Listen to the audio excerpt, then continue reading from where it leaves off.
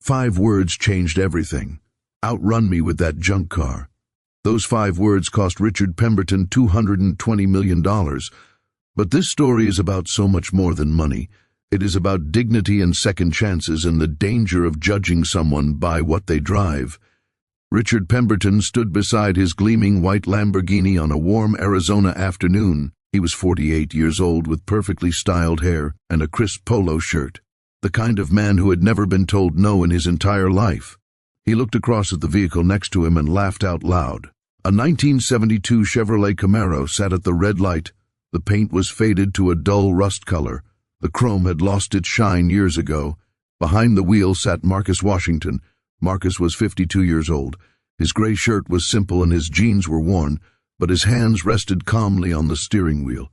He had learned long ago that silence speaks louder than anger. Richard walked around the Camaro like a man inspecting garbage. He knocked on the hood with his knuckles. "Does this thing even run, or do you just push it around for show?" Marcus said nothing. His father had taught him that a quiet man is often underestimated, and being underestimated can be a powerful advantage. Richard leaned down to the open window. His expensive cologne filled the air. "What are you doing in this neighborhood anyway? This is not exactly your kind of area." The words hung in the air like poison.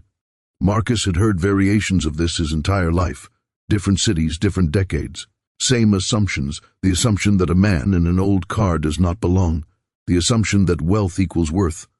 Richard straightened up and pointed at Marcus. "Tell you what, outrun me with that junk car. I dare you, to the highway junction. You win and I give you $50,000 cash right here, right now." Marcus finally turned his head. He looked at Richard with calm, steady eyes. The eyes of a man who had faced far greater challenges than this. "And if you win," Richard grinned, showing perfect white teeth, "you never drive through this neighborhood again. You take your junk car and disappear." Marcus studied the man before him, the arrogance, the certainty, the complete absence of doubt. "Make it interesting." Richard's grin faltered.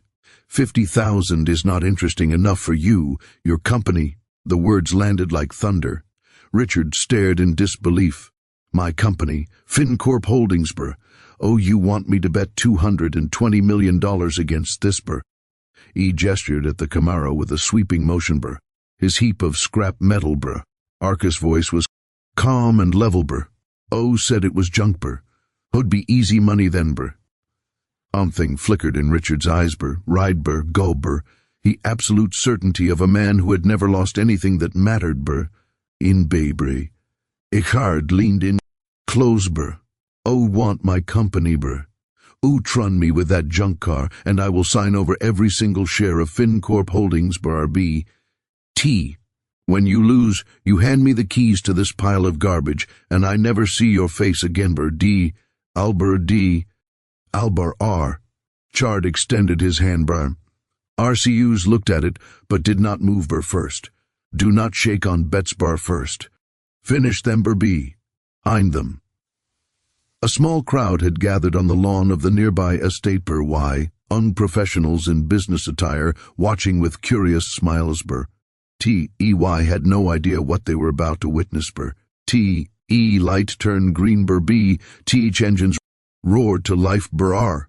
Chard launched first, bar. T.E. Lamborghini's all-wheel drive system gripped the pavement perfectly, br. SX 110 horsepower pushed him back into his leather seat, br. ZRO to 60 in less than 3 seconds, br. First. His mirror Richard saw the Camaro falling behind, br. H. Smiled, br. T. O easy, br. B. T. Marcus was not racing yet, br. Was waiting felling the road through the steering wheel, br. L. Standing to his engine, br. Aiding the pavement ahead, br. First. Formula One, the start matters, br. W. At comes after. Matters more. The first curve approached, a gentle right turn. Richard entered fast, too fast, showing off even though no one was watching closely. The Lamborghini's traction control kept him stable despite his aggressive driving. Marcus entered faster, no traction control, no stability management, no computer assistance of any kind. Just a man and a machine and 30,000 hours of muscle memory. He clipped the corner perfectly. The Camaro's rear end stepped out slightly, then hooked back. He lost no speed. His racing line was flawless. Richard lost 0.4 of a second. He did not know it yet. The straightaway opened up. The Camaro's V8 opened up with it. The sound changed, deeper, angrier, a mechanical roar that seemed to come from the earth itself. This was not the sound of a junk car. This was the sound of American muscle at full fury. Richard glanced in his mirror. His smile faded. The Camaro was gaining. Impossible. That junk car could not be gaining on a Lamborghini. But it was. Marcus' foot was flat on the throttle. His hands were steady. His eyes were fixed ahead, already planning the next corner. This was not a street race to him. This was nothing, a casual Sunday drive compared to Monaco, where one mistake means concrete barriers, compared to racing wheel to wheel at 200 miles per hour, with millions watching. Richard Pemberton was not even in the same category. The second curve came fast, a sharper left turn. This one required commitment. Richard braked too early, fear finally creeping into his calculations.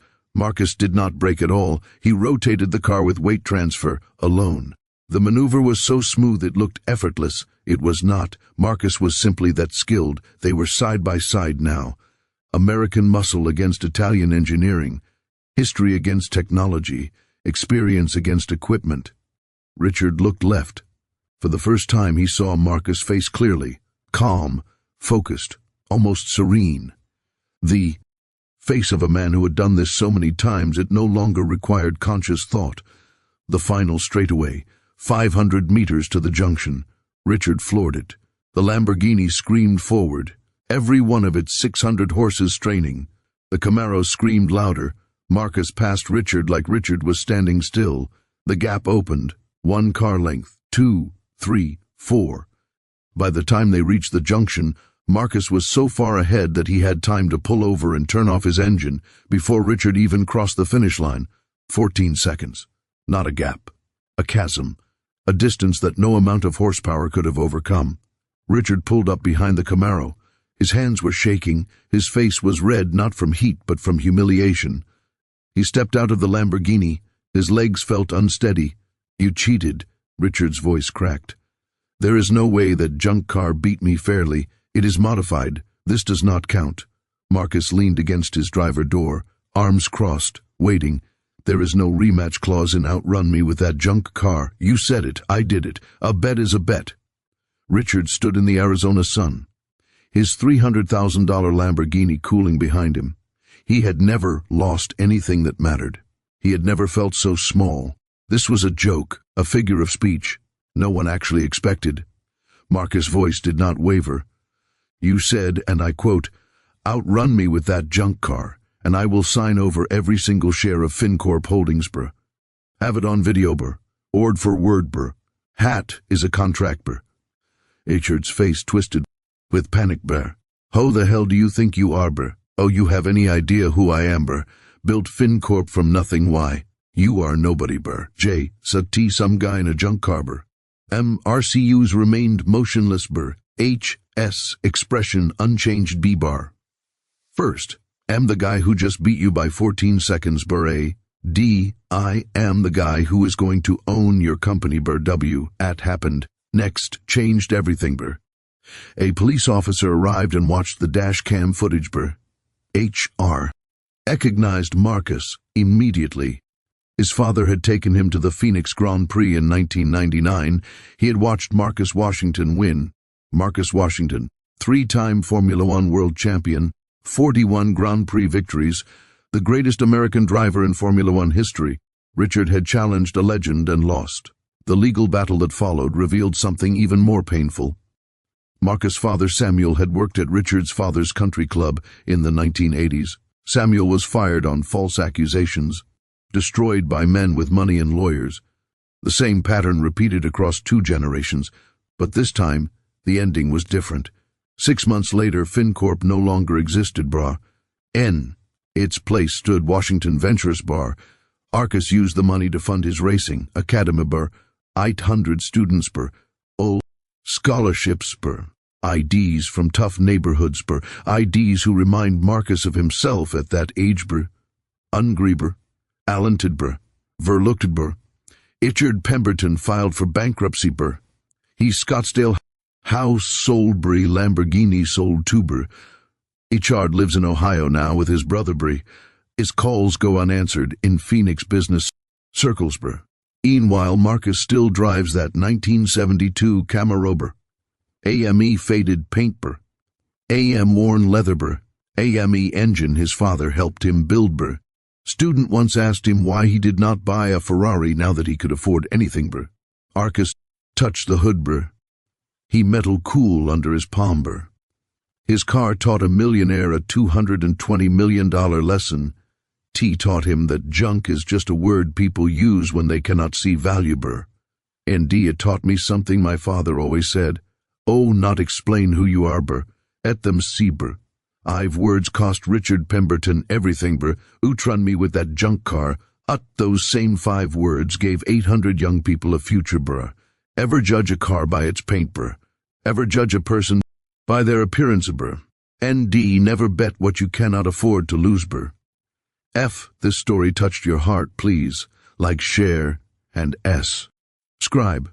Leave a comment telling us where you are listening from. Your support helps us share more stories of courage, dignity, and second chances. Thank you for listening.